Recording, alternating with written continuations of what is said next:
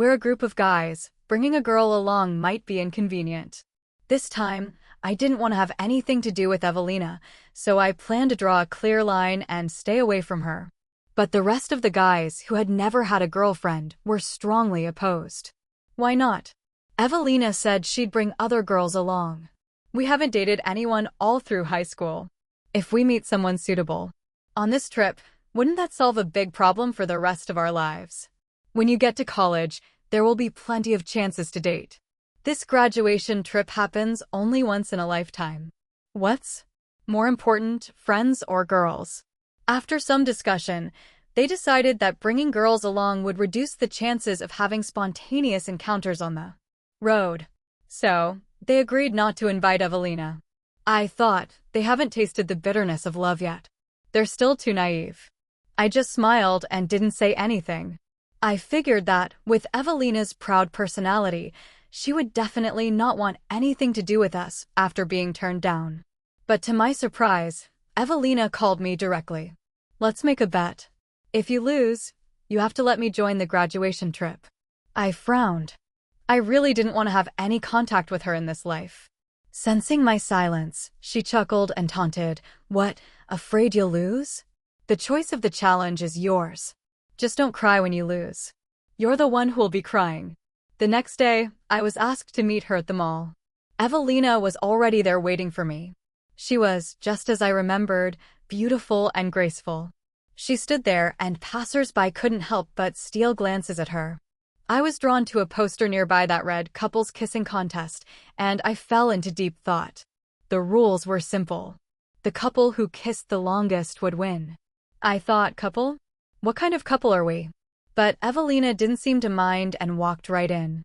"I've already signed us up. As long as we make it to the top 3, you win. Shouldn't it be a contest between the two of us? It is between the two of us. Remember? I get to pick the challenge." I thought, she's clever, trying to exploit the loophole in the rules. She must be hoping I'd back out. But to be honest, compared to spending 10 days traveling together, eating and living side by side, a kissing contest lasting a few minutes seemed far less daunting. Besides, Evelina and I had been married for over 30 years, and I was well accustomed to kissing her. We stood facing each other, eyes locked. I'd looked at this face for over 3 decades. I had to admit, she was truly beautiful. At 19, her features were delicate. Her skin soft and youthful, and her eyes clear like morning dew, mesmerizing. But I had seen through Evelina. I knew her heart was cold as ice. No matter how beautiful she looked now, I wouldn't be swayed. The contest began, and I didn't move. Evelina seemed determined to win, grabbing my collar and kissing me straight away. The moment our lips met, a sweet taste filled my senses, making me shiver.